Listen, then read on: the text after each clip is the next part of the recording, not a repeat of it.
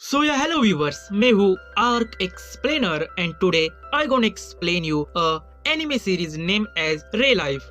ये एक 27 साल के एडल्ट की कहानी है जो एक शॉकिंग इंसिडेंट के चलते 17 साल का टीनेजर बन जाता है, यानी फिजिकली वो 10 साल एज में पीछे चला जाता है। इस सीरीज के टोटल 2 सीजन से और 17 एपिसोड से, और मैं इस सीरीज को टोटल 6 पार्ट्स में एक्सप्लेन करूंगा। So without wasting time let's start the explanation. Story के स्टार्ट में मेन प्रोटैगनिस्ट अपने लिए एक जॉब खोजने की कोशिश करता है। उसका नाम काइजाकी आराटा-सैन होता है। मल्टीपल इंटरव्यूज के बाद भी वो अपने लिए एक जॉब सिक्योर नहीं कर पाता। उसे हर एक जगह से रिजेक्शन मिलता है। उसके पेरेंट्स भी उसके रूम का रेंट भरना बंद करते हैं ताकि वो अपने प्रॉब्लम्स को खुद सॉल्व कर सके। वो 27 साल का होने के बावजूद जॉबलेस और अपने लाइफ में एक लूजर होता है। हमेशा की तरह सारी जगह से रिजेक्शन मिलने के बाद वो अपने घर के रास्ते चल पड़ता है। तभी एक अनजान शख्स उसके सामने आकर उसे एक एक्सपेरिमेंट में शामिल होने के लिए कहता है। वो उसे उसकी सारी हिस्ट्री बता देता है कि काइजाकी कैसा जॉबलेस और अपने हर काम में नाकाम होता है। वो शख्स रिलीफ लेबोरेटरी का एक एम्प्लॉय होता है जो काइजाकी को एक एक्सपेरिमेंट में शामिल करने आया होता है। वो शख्स काइजाकी को एक पिल दिखाता है और नशे में धुंध काइजाकी ये एक्सपेरिमेंट में शामिल होने के लिए तैयार हो जाता है, क्योंकि उसे इस एक्सपेरिमेंट के बाद जॉब मिलने वाली थी। वो घर जाकर सो जाता है। सुबह होते ही वो डेली रूटीन की तरह अपना फेस वॉश करने जाता है और खुद को मिरर में देखकर शॉक में चला जाता है, क्योंकि वो एक हाई स्कूल के एज के लड़के की तरह दिख रहा था। उसने नशे में उस पिल को खा लिया था और वो पिल खाने की वजह से वो 27 साल से सीधा 17 साल का एक टीनेजर में चेंज हो गया और एक्सपेरिमेंट के हिसाब से उसे 1 ईयर एज अ स्टूडेंट रहना होगा। काइजाकी ने उस पिल को नशे में ही ले लिया था और अनजाने में वो इस एक्सपेरिमेंट का हिस्सा बन गया। सुबह वही शख्स उसके घर आता है और उसे एज अ स्टूडेंट अपनी लाइफ कंटिन्यू करने के लिए कहता है। उसे वो उसके हाई स्कूल की डिटेल्स देता है और रिलीफ एक्सपेरिमेंट के एग्रीमेंट पर उसकी साइन ले लेता है और उसे एज ऑफिशियली एक्सपेरिमेंट का हिस्सा बना लेता है। काइजाकी एज अ स्टूडेंट स्कूल में एंटर करता है और वो बहुत ही नर्वस होता है, क्योंकि वो एकदम से टीनेजर बना था। जिस शख्स ने काइजाकी को वो कॉन्ट्रैक्ट साइन करवाया था वो भी उसी के साथ एज अ स्टूडेंट उसी क्लास में एडमिशन लेता है। उसका नाम योक होता है। तभी उनकी टीचर क्लास में आती है और सभी स्टूडेंट को अपना इंट्रोडक्शन देने के लिए कहती है। सारे स्टूडेंट्स अपने आप को इंट्रोड्यूस करते हैं। काइजाकी भी खुद को ठीक ठाक से इंट्रोड्यूस कर पाता है। तभी टीचर उनकी एक क्लास टेस्ट लेने वाली होती है और काइजाकी टेस्ट को सुनकर चौंक जाता है। योक ने भी उसे इस बारे में कुछ नहीं बताया होता है। फिर भी वो खुद को रेडी करता है और टेस्ट देने के लिए पेंसिल को बैग में खोजता है, लेकिन उसके बैग में पेंसिल होती ही नहीं। वो हड़बड़ी में अपने साथ कुछ नहीं लाया होता है। तभी उसकी टीचर वहाँ पर आती है और काइजाकी को अपना बैग साइड करने के लिए कहती है। उसे उस पर शक होता है कि उसके पास कोई चीट्स तो नहीं है। वो उसके बैग को चेक करती है और उसे उसके बैग में सिगरेट्स का पैकेज मिलता है। पहले तो काइजाकी नॉर्मली रिएक्ट करता है, लेकिन जब वो रियलाइज करता है कि वो एक 17 साल का टीनेजर है तो वो डर जाता है। योक उसे देखकर हंसने लगता है। उसकी टीचर उसे टेस्ट के बाद स्टाफ रूम में मिलने के लिए कहती है। सब अपना टेस्ट शुरू करते हैं, लेकिन काइजाकी के पास पेंसिल सी नहीं होती, इसलिए वो घबरा जाता है। लेकिन उसके साइड में बैठी हुई लड़की उसे पेंसिल देती है और काइजाकी की मदद करती है। वो टेस्ट को सॉल्व कर पाता है। उस लड़की का नाम कारियू सैन होता है। वो लास्ट ईयर अपने क्लास की टॉपर थी। काइजाकी स्ट्रेस में होता है क्योंकि उसने फिर से उन मैथ्स के क्वेश्चंस का सामना किया होता है और वो इस बार उन्हें सॉल्व नहीं कर पाया था। उसे कुछ नहीं आता। वो अपना बैकपैक लेकर घर के रास्ते चल पड़ता है। तभी उसकी टीचर उसे रोक लेती है और उसे स्टाफ रूम में ले जाती है। वो उसे सिगरेट ना स्मोक करने के लेक्चर्स देने लगती है। काइजाकी उनसे उनकी एज पूछता है जो कि 25 होती है। काइजाकी अपने टीचर से एक एडल्ट की तरह बात करने लगता है और उन्हें as a respectful point of view से देखता है, क्योंकि 25 के एज में भी उनके पास जॉब होता है और काइजाकी को जॉब की रियल वैल्यू पता होती है। टीचर भी उसकी बातें सुनकर इम्प्रेस हो जाती है। फिर भी वो उसे अपोलॉजी लेटर देने के लिए कहती है। काइजाकी घर जाते वक्त योक से मिलता है। योक को काइजाकी पर नजर रखने के लिए अपॉइंट किया गया है। योक ने ही काइजाकी की साइंस एग्रीमेंट पर ली थी। वो उसे एज अ टीनेजर उसके साथ रहेगा। योग फिर भी काइजाकी को उस पर डिपेंड ना रहने के लिए कहता है और इस टास्क को खुद पूरा करने के लिए कहता है। काइजाकी भी एज स्टूडेंट 1 साल के लिए जिएगा ताकि उसे एग्रीमेंट के हिसाब से जॉब मिल सके। काइजाकी अपने पेरेंट्स को इन्फॉर्म करता है कि उसे 1 साल बाद जॉब मिल जाएगी और योग भी काइजाकी के दिन के समरी को एक ईमेल के थ्रू रिसर्च टीम के पास भेजता है। काइजाकी अगले दिन वापस स्कूल जाता है जहां पर टेस्ट टॉपर्स को क्लास में कांग्रेस किया जाता है। काइजाकी सारे टेस्ट में फेल हुआ था। कारियू भी गुस्से में होती है क्योंकि वो लास्ट ईयर टॉपर थी और इस टेस्ट के बाद टॉपर कोई और है। उनकी क्लास टीचर फेल्ड हुए स्टूडेंट्स को एक्स्ट्रा एग्जाम देने के लिए कहती है और उसकी ये बात सुनकर काइजाकी दुखी हो जाता है। तभी उसके सामने बैठी लड़की जिसका नाम ओनोया सैन होता है वो भी उसके साथ फेल हुई थी और उसकी ये बात सुनकर काइजाकी थोड़ा खुश हो जाता है। काइजाकी ओनोया और ओगा कुन के साथ लंच करने साथ में जाता है। ओया क्लास टॉपर था। योग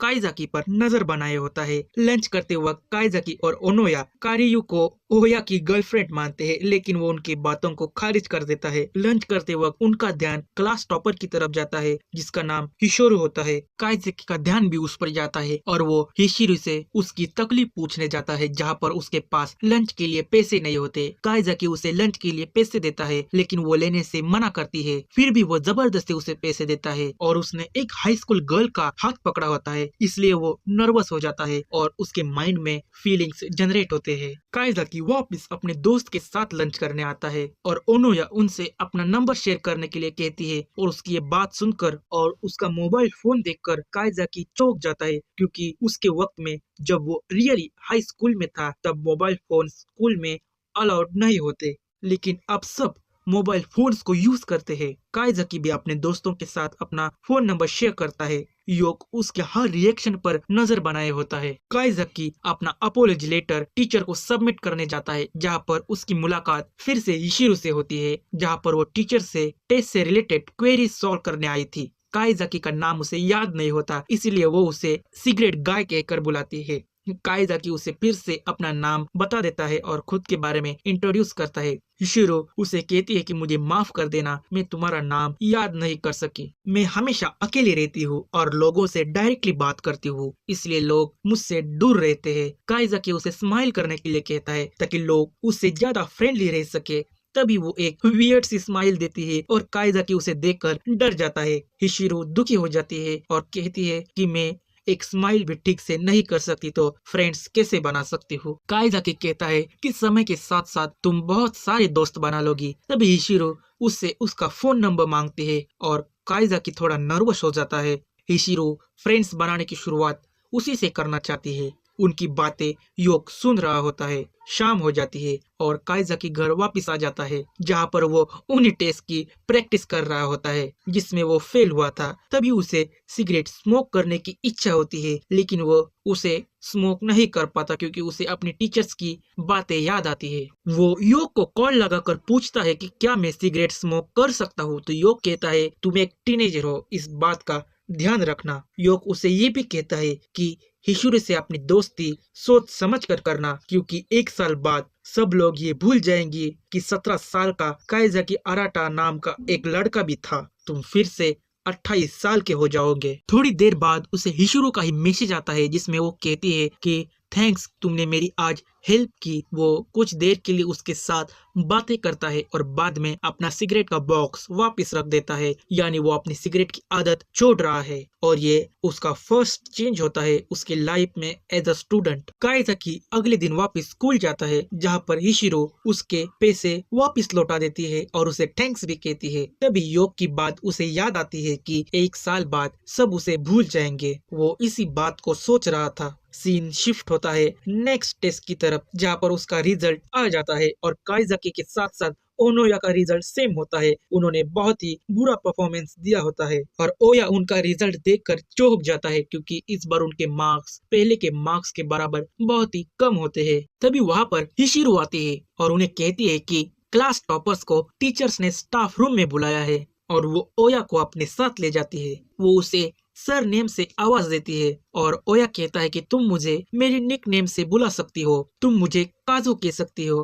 हिशिरो उसे काजू ही कहती है। उसे काइजाकी की बात याद आती है कि सबके साथ फ्रेंडली बिहेव करना। ओया भी उसकी बात सुनकर खुश हो जाता है क्योंकि पहली बार किसी ने उसे निक नेम से बुलाया होता है। कारियो भी थोड़ी जेलस हो जाती है क्योंकि वो ओया को लाइक करती है। वो हिशिरो को घूरने लगती है और हिशिरो को कायाजाकी की बात याद आती है कि फ्रेंड्स जोड़ने के लिए तुम्हें स्माइल करना होगा। वो अपनी एक वियर्ड सी स्माइल उसे दिखाती है और कारियो को उसकी स्माइल देखकर गुस्सा आ जाता है। उसे लगता है कि वो उसे चिढ़ा रही है, लेकिन कायाजाकी उसे समझाता है कि तुम जो सोच रहे हो वो है नहीं और उसे शांत करता है। अब सारे स्टूडेंट्स को प्लेग्राउंड में एक्सरसाइज करने के लिए लाया जाता है, जहाँ पर उन्हें एक बॉल को लॉन्गेस्ट डिस्टेंस पर थ्रो करने के लिए कहा जाता है। सबसे पहले एक स्टूडेंट बॉल को फेंकता है जो 45 मीटर्स तक दूर जाकर गिरता है और ये एक रिकॉर्ड ब्रेकिंग होता है। उसके स्ट्रेंथ को देखकर कायाजाकी चौंक जाता है क्योंकि जब वो रियल लाइफ में हाई स्कूल में था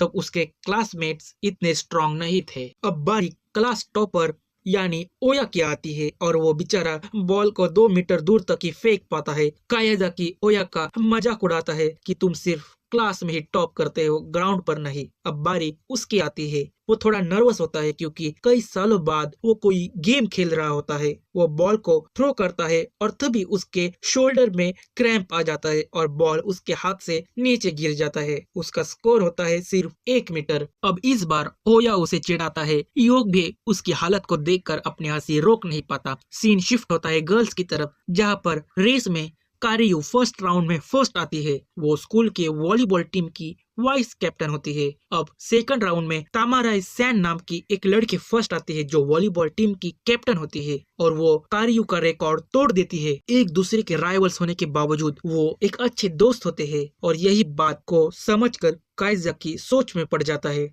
और वो उन दोनों को घूरने लगता है और अजीब सी बातें सोचने लगता है। तभी अकीरा नाम का लड़का आकर कायाजाकी को उन्हें घूरने से मना करने के लिए कहता है और वो ही बहुत गुस्से में होता है। उसका दोस्त उसे कायाजाकी से दूर ले जाता है। ओया कायाजाकी को बताता है कि अकीरा और तमारा किंडरगार्टन से ही साथ में है और कायाजाकी उसकी बात समझता है। दूसरी तरफ हिशिरो कारियो के पास आती है, लेकिन उसे उसका नाम पता नहीं होता, इसलिए वो उसे रेड हेड कहकर बुलाती है और उसे उसका नाम पूछती है। पहले तो कारियो उस पर बहुत ही गुस्सा करती है, लेकिन बाद में खुद को शांत कर अपने बारे में इंट्रोड्यूस करती है। हिशिरो उसे स्टॉप वॉच देने आई थी ताकि वो रेस में हिस्सा ले सके। कायरू सोचती है कि उसे मेरा नाम तक नहीं पता तो वो मेरी राइवल कैसे हो सकती है। दूसरी तरफ बॉयज की रेस स्टार्ट होती है, जहाँ पर यो कायाजाकी को वार्न करता है कि तुम अब 17 साल के टीनेजर हो, न कि 27 साल के एक एडल्ट, इसलिए तुम्हारी स्ट्रेंथ भी कम हो चुकी है, इसीलिए गेम ध्यान से खेलना। लेकिन वो उसके बातों पर ध्यान ही नहीं देता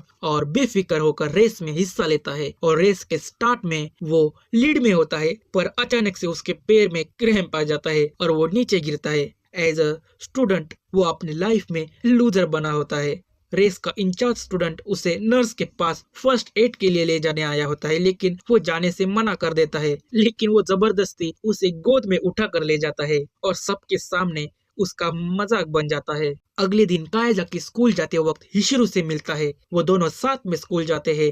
हिशिरो इकोनॉमिकली वीक थी, इसलिए वो हर दिन स्कूल पैदल जाती है। स्कूल में कायरो की नजर हिशिरो पर पड़ती है, जहाँ पर वो नॉर्मल स्माइल कर रही थी और जब वो उसे देखती है तब वो अपनी वियर्ड सी स्माइल उसे दिखाती है और उसे लगने लगता है कि हिशिरो सच में उसकी राइवल है और वो सिर्फ लड़कों के साथ ही फ्रेंडली होती है। रात को यो कायाजाकी के एक्टिविटीज की समरी बनाकर रे लाइफ लैब में भेजता है, जहाँ पर वो भी शॉक में होता है क्योंकि कायाजाकी ने बेहद ही जल्दी फ्रेंड्स बना लिए होते हैं। वो इस एक्सपेरिमेंट में शामिल हुए दूसरे कैंडिडेट से बेहद ही अलग होता है। उसकी लाइफ पहले से और भी ज्यादा इम्प्रूव हुई होती है। हम इस सीरीज की स्टोरी नेक्स्ट पार्ट में कंटिन्यू करेंगे। क्या कायाजाकी एज अ स्टूडेंट लाइफ को ठीक से जी पाएगा?